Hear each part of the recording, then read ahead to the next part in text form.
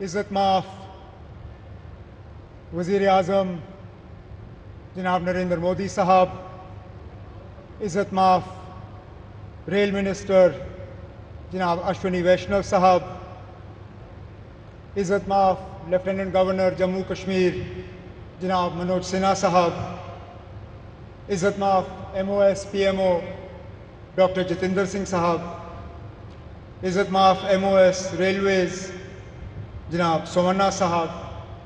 عزت مآب deputy CM Jammu Kashmir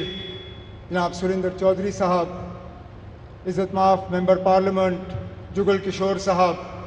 عزت مآب leader of opposition JNK assembly Sunil Sharma صاحب،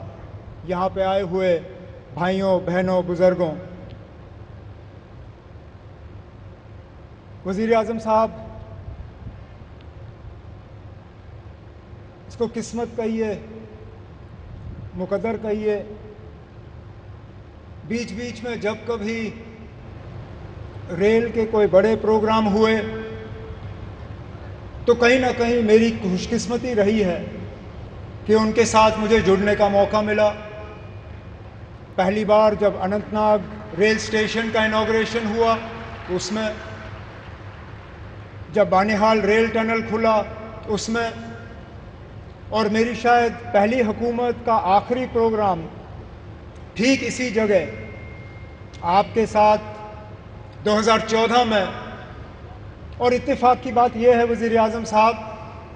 کہ اس پروگرام میں 4 لوگ شامل تھے، 4 آج بھی اس سٹیج پہ آپ کے ساتھ بیٹھے ہیں۔ آپ اس وقت پہلی مرتبہ وزیر اعظم بنے تھے، الیکشن کے ٹھیک بعد آپ یہاں آئے اور آپ نے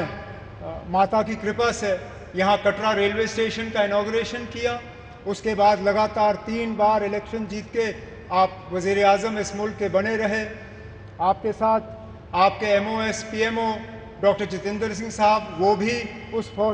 پروگرام میں موجود تھے، یہاں تک کہ ہمارے ماننیہ لیفٹیننٹ گورنر صاحب منوج سنہا صاحب اس وقت MOS ریلویز کی ذمہ داری سنبھالے ہوئے تھے جب یہاں کٹرا ریلوے اسٹیشن کا انوگریشن ہوا، اور خود میں وزیر اعلیٰ کے طور پہ منوج سنہا صاحب کی اگر آپ دیکھیں تو ماتا کی کرپا سے پروموشن ہوا، میری اگر آپ مانیں تو تھوڑا سا ڈیموشن ہوا۔ میں ریاست کا وزیر اعلیٰ تھا، اب UT کا وزیر اعلیٰ ہوں، لیکن مان کے چل رہا ہوں کہ اس کو درست ہونے میں اب زیادہ دیر نہیں لگے گا، اور آپ ہی کے ہاتھوں جو ہے دوبارہ جموں کشمیر کو جو ہے ریاست کا درجہ حاصل ہوگا۔ وزیر اعظم صاحب، اس ریل کے خواب بہت لوگوں نے دیکھے،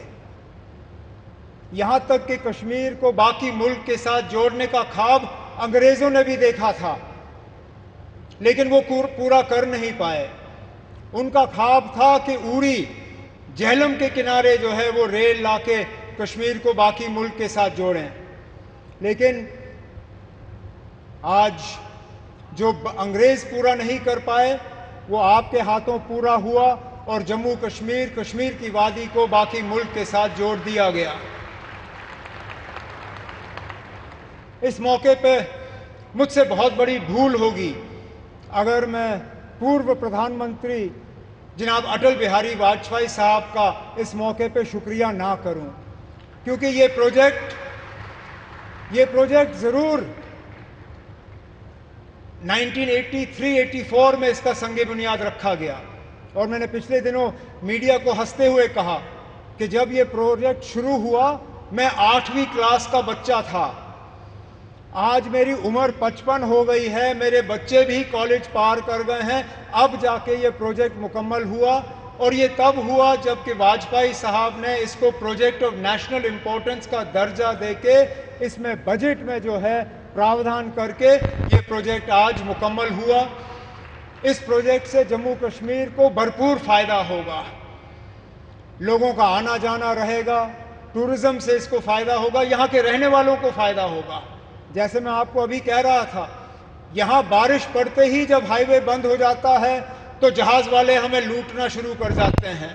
جو 5,000 کی ٹکٹ ہوتی ہے وہ اچانک گھنٹوں کے اندر 20,000 کی ٹکٹ ہو جاتی ہے۔ اس ریل کے بننے سے کم از کم ان جہاز والوں کی جو لوٹ رہتی ہے ٹکٹوں کی وہ کم ہو جائے گی اور ہمارا آنا جانا آسان رہے گا۔ اسی طرح ہمارا میوہ، ہمارا فروٹ، کشمیر کے سیب، کشمیر کے چیری، کشمیر کے اور ساری چیزیں جو ہیں، میں امید کرتا ہوں کہ اب ریل کے ذریعے ملک کے باقی مارکیٹوں میں ان کو پہنچانے کا کام ہوگا اور دنیا بھر کی مارکیٹوں میں جو ہے وہ ہم پہنچا پائیں گے۔ وزیر اعظم صاحب، آج آپ کے شبھ ہاتھوں سے